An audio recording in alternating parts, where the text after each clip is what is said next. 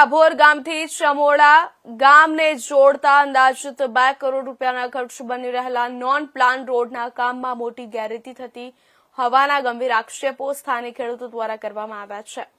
રોડના કામની ગુણવત્તા અને પ્રક્રિયા સામે ઉઠેલા પ્રશ્નોને લઈને એજન્સી દ્વારા હાલ તો આ રોડનું કામ બંધ કરી દેવામાં આવ્યું છે, જેના કારણે સમગ્ર વિસ્તારમાં ચર્ચાનો વિષય બન્યો છે.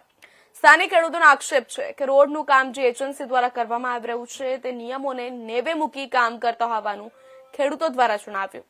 ખેડૂતોના કહેવા મુજબ રોડ 2 ઇંચથી વધુ માલ નથી નાખવામાં આવ્યો. બીજી બાજુ રોડના કામમાં માત્ર રેતી અને મેટલનો જ ઉપયોગ કરવામાં આવ્યો હોય તેવું પણ જણાવ્યું, જેને લઈ રોડની ગુણવત્તામાં ફેરફાર થતો હતો તેમજ જરૂરી જાડાઈ અને મજબૂતી રાખવામાં આવતી નથી. પરિણામે આ રોડ થોડા સમયમાં જ ફરી ખખડધજ બની જશે તેવી ભીતિ ખેડૂતો વ્યક્ત કરી રહ્યા છે. રોડના કામ માટે જે જવાબદાર યુનિવર્સલ એજન્સી છે તેના દ્વારા ગુણવત્તાયુક્ત કામ કરવામાં આવતું નથી એવો સ્પષ્ટ આક્ષેપ ખેડૂતો દ્વારા કરવામાં આવ્યો છે. ખેડૂતો જણાવે છે કે નિયમ મુજબ મેટલ અને સિમેન્ટ નાખવામાં આવતી નથી. નિયમ મુજબ જોઈએ તે સામગ્રી માત્ર દેખાવ પૂરતું કામ થઈ રહ્યું છે.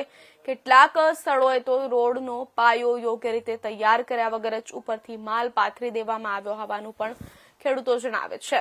ડાભોર અને ચમોડા ગામોને જોડતો આ માર્ગ આસપાસના અનેક ખેડૂતો માટે અત્યંત મહત્વનો છે. ખેતી માટે જરૂરી સાધનો, પાકની અવરજવર તેમજ દૈનિક જીવનની જરૂરિયાતો માટે આ રોડ મુખ્ય માધ્યમ હોવાથી જો રોડનું કામ ગુણવત્તા વિહોણું રહેશે તો ભવિષ્યમાં ખેડૂતોને ભારે હાલાકી ભોગવવી પડશે.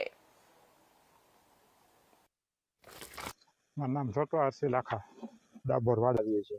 આ રોડ છે ને દિવાળી પહેલા ચાલુ થયો હતો, બરોબર. એટલે 2 કરોડ ને 88 લાખનું ટેન્ડર છે. પછી અમે કોઈ ભેગા પણ નતા થયા. જે દી પહેલો સિમેન્ટનો ટાંકો આવ્યો માલ નાખવા, ત્યારે મારી વાડી બાજુમાં છે, એટલે હું આવ્યો કે ભાઈ માલ નાખવા આવ્યા. એટલે જોયું તો 2 ઇંચ જ માલ નાખતા હતા, 2 અઢી ઇંચ. એટલે મેં બધા ખેડૂતને જાણ કરી કે ભાઈ આ ભરાઈ સુપરવાઇઝર હતો, સુપરવાઇઝરને બોલાવ્યો કામ ઉપરના. તો એને કીધું ભાઈ ભરાઈ કેટલી છે કે મને ખબર ન હોય. આ સિમેન્ટ આ ટાંકામાં સિમેન્ટ કેટલી નાખે તો કે મને ખબર ન હોય.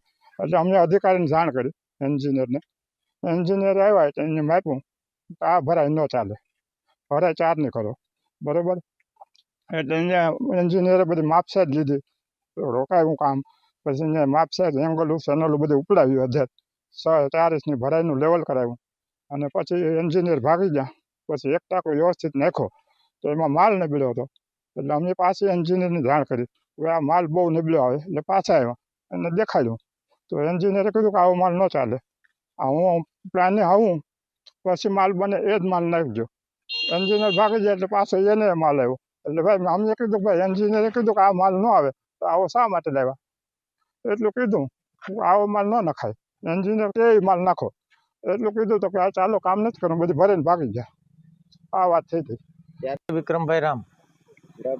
આ રોડ ડાભોર થી સમોડાને જોડતો રસ્તો છે. જે રસ્તામાં ખરાબ થયેલી જ્યાં રસ્તામાં જે વધારે પડતો ખરાબ રસ્તો છે એ રસ્તા માટે સરકારે 2 કરોડ ને 89 લાખ રૂપિયાનો આમાં રકમ ફાળવી છે અને યુનિવર કન્સ્ટ્રક્શનને આ કામ આપેલું છે. આ કામ છે એ અટાણે ટૂંકમાં લોટ પાણીને લાકડા જેવું થાય છે. એ કામ દરમિયાન જ્યારે દિવાળી પહેલા કામ ચાલુ કર્યું હતું ત્યારે અમે અહીંયા ખેડૂત તરીકે બધા હાજર હતા. જે શરૂઆત થઈ હતી એ દરમિયાન અમને કામ અને કામનો જે ગુણવત્તા હોય એ અમને એમાં નહોતો મેળ પડ્યો. એટલે અમે અધિકારીઓને બોલાવ્યા અને અધિકારીઓએ આવી અને બધું જોઈ કાઢવીને એ કામ કેન્ય બંધ કર્યું, અમે નથી કરાવ્યું. અધિકારીઓએ બંધ કરાવીને કોન્ટ્રાક્ટર પોતાની રીતે પોતાની મશીનરી લઈને અહીંથી વહી ગયા અને એ કામ કરતા નથી. અને આમાં ખેડૂત માટે મોટી હેરાનગતિ છે. અને આજ પણ અમે આમાં આ કાંકરા ટપીએ છીએ એના માટે સરકાર આમાં કંઈક ધ્યાન દે અને આ કામ કરાવે. તો 3-3.25 મહિનાથી ખેડૂત આની ઉપર યાતના ભોગવી રહ્યા છે. અને આ તમે મીડિયા દ્વારા જે જોયું છે એ જોઈ અને સરકાર આની ઉપર કંઈ આનો નિર્ણય આગળ લે અને અમને હાલવા જેવો કેળો કરાવે.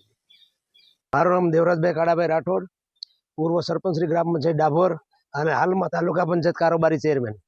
બાબતમાં એ કહું છું કે આ જ્યારે કામ શરૂ થયું ત્યારે મારી ધ્યાન બારોબાર હતું અને હું માર્કેટિંગ યાર્ડ કાજલી એક ખેડૂતનો કાર્યક્રમ હતો. એ કાર્યક્રમની અંદર હું હતો ત્યારે અહીંથી અલગ અલગ ખેડૂતોના મને 10 થી 12 ફોન આવ્યા કે ભાઈ અહીં કામ નબળું થાય છે. એટલે હું ત્યાંથી કાર્યક્રમ પૂરો કરીને ત્યાં અહીંયા આવ્યો. એટલે અહીંયા મને કહેવામાં આવ્યું કે આ કામ નબળું થાય છે. એટલે મેં નિરીક્ષણ કર્યું તો મને કે આ જે પહેલો બંબો જે આવ્યો છે એ સવારે 9 વાગે ખાલી થયો છે. એ દરમિયાન હું 6 કલાકે અહીં આવ્યો તો 6 કલાકે પણ એ સિમેન્ટ જામી નહોતી અને ગારો જ હતો એમ. એટલે મેં આવીને જોયું તો મારી પહેલા એન્જિનિયર આવી ગયા હતા, અલવીરા મેડમ, માર્ગ અને મકાન પેટા વિભાગ વેરાવળથી. એ તપાસ કરીને પહેલા 2 ઇંચની ભરાઈ થતી હતી અને એ 4 ઇંચની કરાવી, ચેનલ ઉપડાવીને પછી વયા ગયા. પછી હું આવ્યો એટલે મેં આખું નિરીક્ષણ કર્યું. એટલે મેં જોયું કે ભાઈ આમાં સિમેન્ટ આવતી નથી, કારણ કે મેં આ રોડની પહેલા મેં એસ્ટિમેટની નકલ આખી લીધી હતી. તો એસ્ટિમેટ એવું કહે છે કે એક બંબાની અંદર 2000 કિલો સિમેન્ટ આવે, એટલે કે 40 બોરી આવે પીસીસી ની અંદર. અને પીસીસી પછી લોખંડ બાંધવાનું છે 1 ફૂટને ગાળે. એના પછી જે વેરનકોટ આવે એમાં 2450 કિલો સિમેન્ટ આવે, એટલે 49 કિલો.